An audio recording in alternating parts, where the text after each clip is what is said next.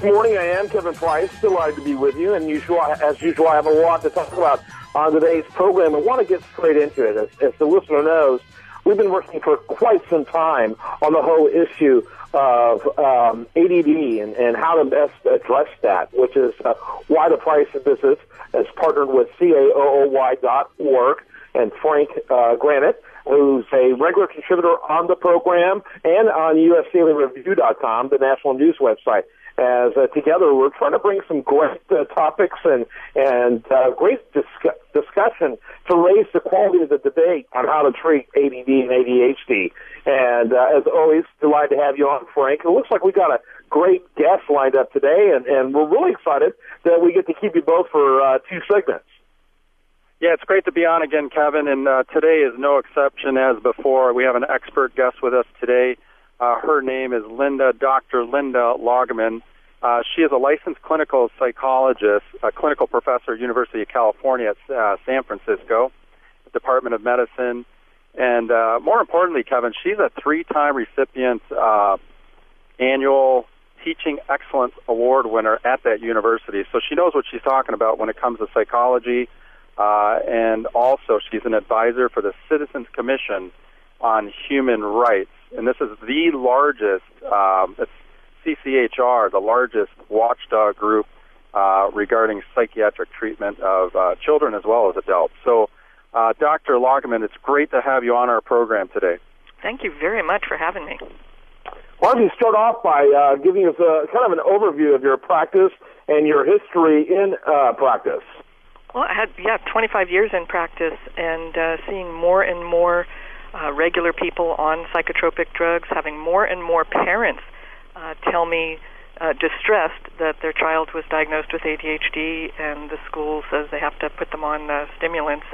As the first and only, I never had any parent tell me they were given any other options. It's just now we have moved right into medicating, and that's, I think a lot of people are becoming aware of this problem. We have 11% of all children 4 to 17 years old are now diagnosed with ADHD. And if you look at the subset of high school boys, it's 20% of all high school boys now in America are diagnosed with ADHD. That's 1 in 5. And when you refer a kid, 9 out of 10 children that are referred to a psychiatrist for evaluation leave with a prescription. The most common prescription is stimulants, amphetamines basically. So we're at a point now where we went from annual sales of stimulants in 1992 were $70 million, and by 2012 it's a $9 billion industry. And this has all kinds of adverse reactions that go with this. Stunted growth being one, but there are 31 drug regulatory agency warnings about the stimulant drugs for ADHD, including things like depression, which leads to a kid being put on a second drug, an antidepressant, but violence, hostility, aggression, suicide risk, suicide attempts, psychosis, a lot of problems with these.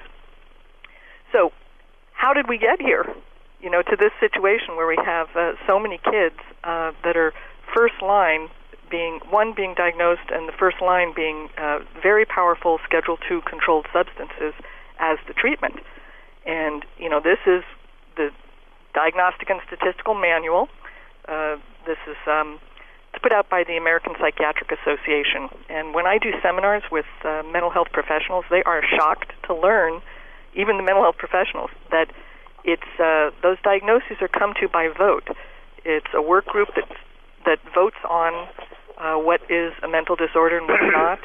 And there's of those people on the work group, the entire DSM panel, 70% of them have financial conflict of interest. They have direct financial ties to the pharmaceutical industry that makes the drugs to treat the things that they are diagnosing.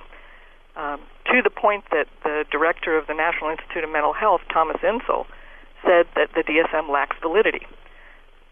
Actually, the NIMH is not going to continue funding research that is based on the DSM. But Dr. Granett, forgive us. We got a lot of questions in about an 8-minute total segment here for this time. So that was very thorough. I appreciate that background. That's really good. Go ahead with your question. Next question, Frank.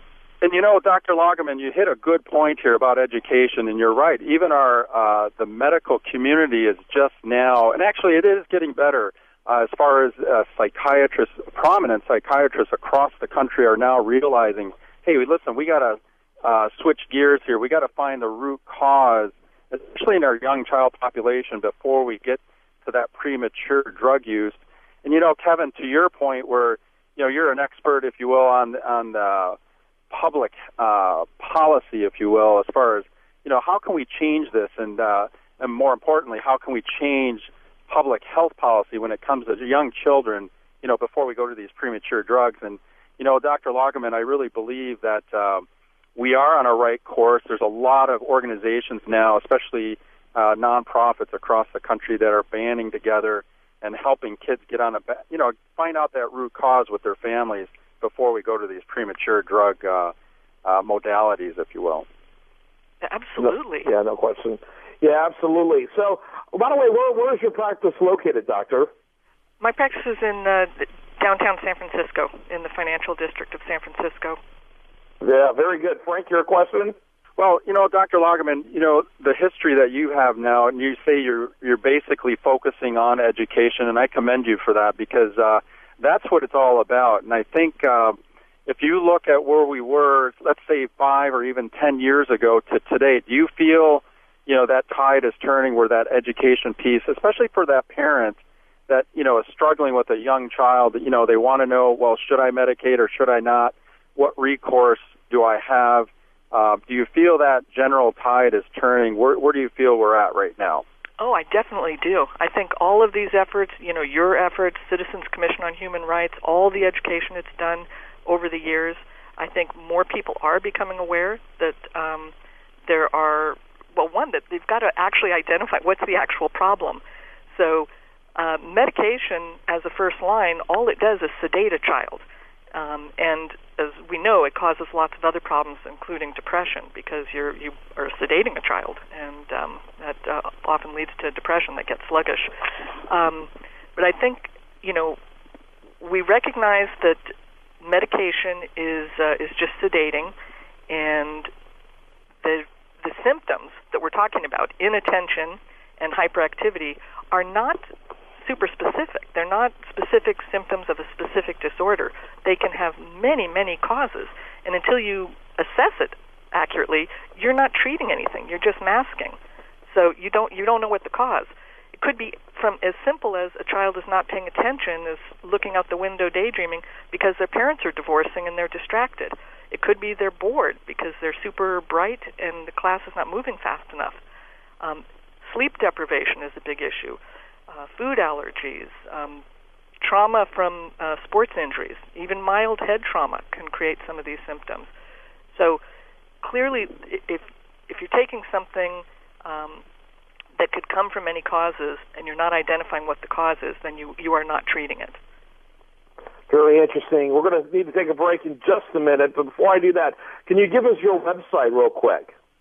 Well, I'm going to give the CCHR website, because there's a ton of information on that website. It's cchrint.org, cchrint.org, and then mine is drlagemann.com. It's drlagemann.com. Very good. And then you can reach Frank always at CAOOY.org. That's CAOOY.org. When we come back, much more for you right here, The Price of Business.